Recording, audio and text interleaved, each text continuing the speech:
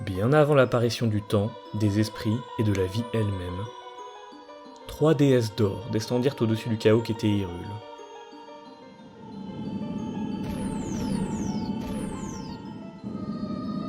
Din, déesse du pouvoir, Néru, déesse de la sagesse, et Faror, déesse du courage.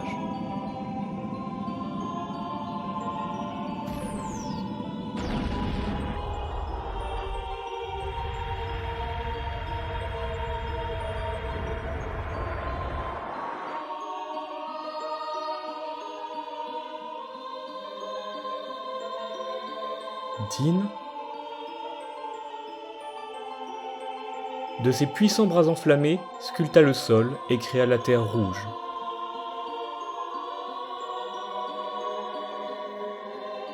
Néru versa sa sagesse sur la terre et apporta ordre et loi au monde.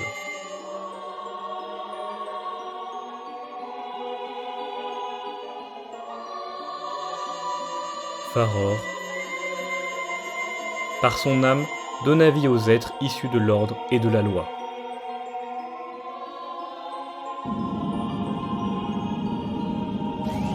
Les 3 déesses, leurs travaux accomplis, disparurent aux cieux. Leur départ créa 3 triangles d'or sacrés, seul vestige de leur pouvoir. Depuis ce jour, les triangles sacrés sont devenus la providence de ce monde.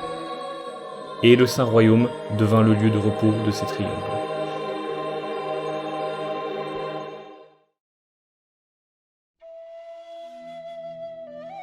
D'aussi loin que l'on s'en souvienne, cette légende est la première à décrire comment notre monde a vu le jour.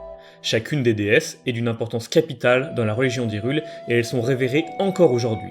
Chacune d'entre elles possède un sceau la représentant et ces symboles peuvent être admirés partout dans le royaume, preuve de leur omniprésence dans la culture hylienne.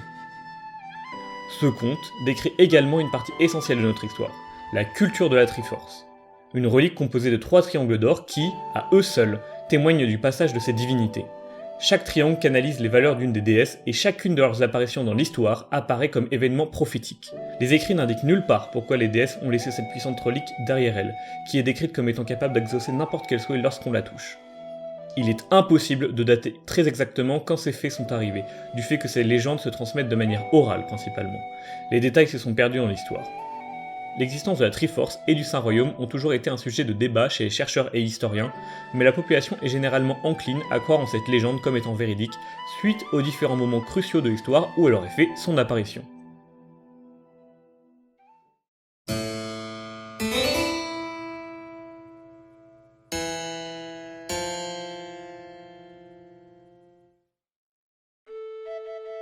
Suite au récit fondateur se déroulant durant l'époque de la création, les 3 déesses ont chargé une 4e déesse pour garder le Saint Royaume nouvellement créé ainsi que la relique sacrée. Cette déesse se nomme Hylia. Bien que cela ne soit pas explicitement dit dans les textes anciens, le nom du royaume dérive vraisemblablement de la déesse. Le culte de la déesse Hylia est pratiqué de manière irrégulière à travers les âges. Certains peuples la révéraient comme étant la seule et unique déesse. D'autres ne la mentionnent qu'en tant que toponymie de lieu remarquable dans le royaume d'Hyrule ou sous forme de statue la représentant. Elle est généralement vue comme la protectrice du royaume dans son entièreté, tandis que Din, Faror et Néru auraient la responsabilité de régions spécifiques. Hylia avait pour mission de protéger le trésor sacré et son peuple de menaces extérieures. Mais ces menaces sont très vite devenues une réalité lorsque du fond de la terre, des démons surgirent avec comme but de s'approprier le trésor sacré, ne laissant derrière eux qu'une traînée de destruction et de désespoir parmi les habitants du monde. Après un long carnage de la part des démons, la déesse prit la décision d'envoyer le trésor sacré appelé à l'époque Pouvoir Suprême, avec les derniers survivants de son peuple, dans le ciel afin qu'ils soient hors de portée des forces du mal.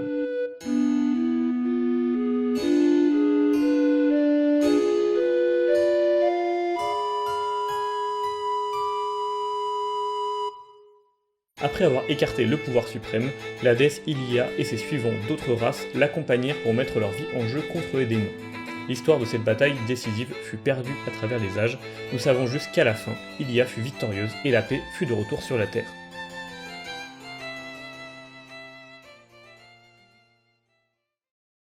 Mais alors que cette histoire prit fin sur la surface de la Terre, les survivants envoyés dans le ciel, maintenant isolés du reste du monde, n'ont jamais pu savoir que la guerre était terminée, et ont donc fini par oublier leurs origines. Leur monde tournait désormais autour du hameau dans le ciel, qu'ils ont prénommé Célesbourg.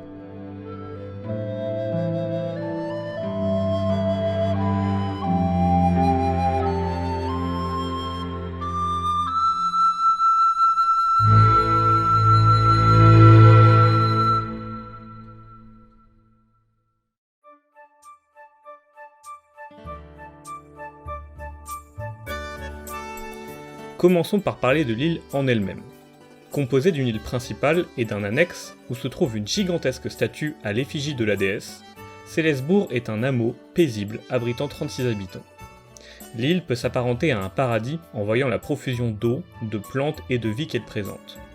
L'île principale est entourée de plus petits rochers appelés îlots, probables débris de la Terre lorsque l'île s'est envolée. La première chose marquante quand on voit Célesbourg est l'océan de nuages laiteux qui se trouve en dessous. En effet, la déesse a élevé cette barrière pour qu'aucun monstre ne puisse s'envoler, dans le but de poursuivre le trésor suprême ainsi que ses protégés. Cela a pour effet d'empêcher également les habitants, les Iliens, de traverser les nuages et les isolant totalement de leur terre d'origine. L'architecture de l'île est un mélange de colonnes et de murs antiques, datant vraisemblablement de l'époque de la déesse, et des nouvelles constructions faites de pierre, de bois et de tissus des habitants de l'île. On peut y voir différents symboles comme des soleils et des oiseaux, plus particulièrement des ailes d'oiseaux déployées.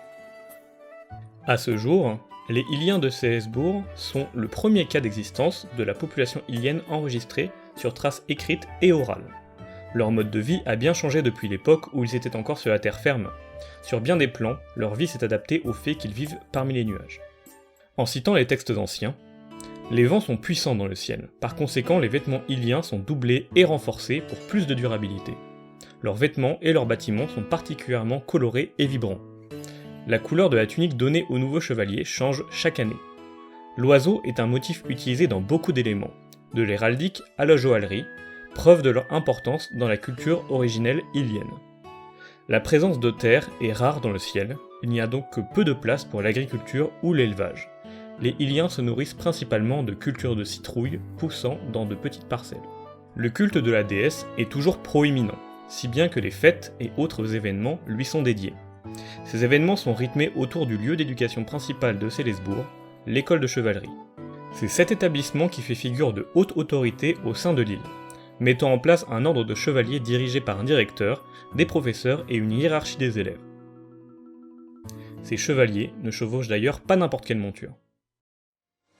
En effet, il est dit qu'à leur plus jeune âge, chaque habitant de l'île se rend sur la place de la déesse, durant la cérémonie suivant la chevauchée céleste, et fait la rencontre d'un célestrier, une sorte de gigantesque oiseau pouvant arborer des couleurs et des styles de plumes variés. Dès que le célestrier approche une personne, ils sont considérés comme liés à vie par la bénédiction de la déesse et deviennent alors des partenaires. Les célestriers sont alors capables de porter leurs cavaliers dans les airs sur de longues distances. La chevauchée céleste, citée précédemment, est un des événements importants liés à l'école de chevalerie. Elle est un rite de passage chez les élèves qui met en pratique la synergie du célestrier et de son cavalier à travers une épreuve de rapidité et de précision dans les airs. Le but est d'attraper une statuette des griffes d'un autre célestrier. Le premier à l'attraper est vainqueur de la chevauchée et gagne le droit de passer à la classe supérieure, mais également de devenir officiellement chevalier de Célesbourg. Chaque année, une Ilienne prend le rôle de la déesse Ilia pour adouber l'élève et lui offrir un présent censé représenter la bénédiction de la déesse durant une cérémonie se tenant tout en haut de la statue de la déesse. Les célestriers sont particulièrement agiles, sont capables d'attaquer en l'air et même de faire des acrobaties s'ils sont assez entraînés et que le lien avec leur cavalier est fort. Comme mentionné précédemment, ils sont au centre de l'iconographie de Célesbourg. On peut facilement voir divers symboles les représentant, autant du côté de la déesse avec ses statues ou cette gravure, que sur les tissages des Iliens de Célesbourg, ou encore en tant qu'emblème de l'école de chevalerie. Certaines couleurs de célestriers sont communes, comme les teintes vert ou bleu, mais certaines teintes sont beaucoup plus rares, comme ce célestrier couleur vermeil. Il serait apparu soudainement devant un jeune garçon, dans la stupeur générale, car la population pensait que cette espèce de célestrier avait disparu.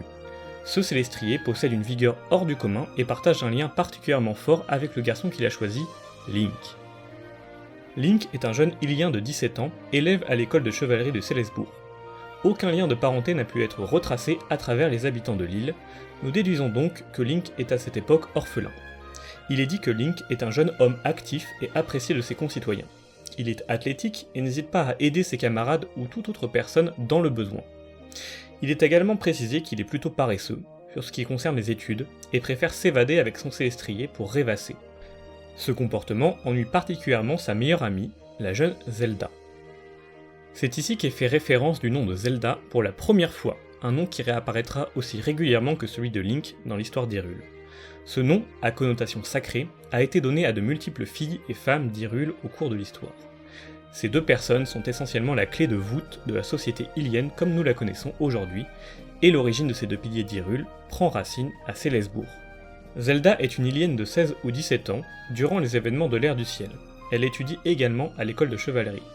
Elle est connue comme studieuse et passionnée par tout ce qui l'entoure, particulièrement ce qu'elle ne connaît ou ne comprend pas.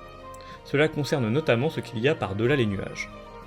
Il est dit que l'année où Link passe à l'épreuve de la chevauchée céleste, c'est Zelda qui avait été choisie pour jouer le rôle de la déesse Hylia, et avait confectionné le présent de la déesse elle-même sous la forme d'un châle au symbole de Célesbourg, pouvant ralentir la chute de celui qui l'utilisait. L'histoire fait effet d'une course opposant Link à ses camarades de classe, et c'est finalement lui qui réussit à saisir la statue en vol. S'ensuit le traditionnel adoubement de l'élève ainsi que le don du cadeau divin. Mais c'est ici que les traditions de Célesbourg prirent fin brutalement. En effet, suite à la cérémonie de la déesse, Link et Zelda décident de partir dans le ciel fêter cette victoire. Le ciel était clair et aucun signe ne pouvait prédire la soudaine tornade noire jaillissant des nuages en contrebas. Zelda fut tout de suite frappée par les vents violents et chuta de son célestrier bleu, happé au centre de l'ouragan. On raconte que Link se serait jeté à sa poursuite, mais fut violemment repoussé par les vents contraires et tomba également inconscient.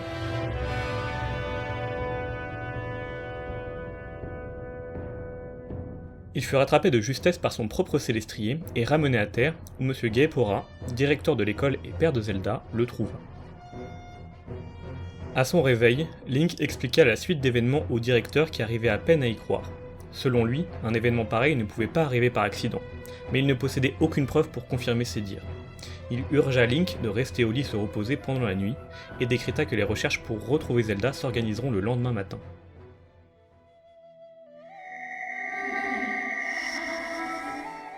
Mais alors que Link commença à se résigner, un bruit fantomatique s'échappa de sa porte, comme pour l'appeler.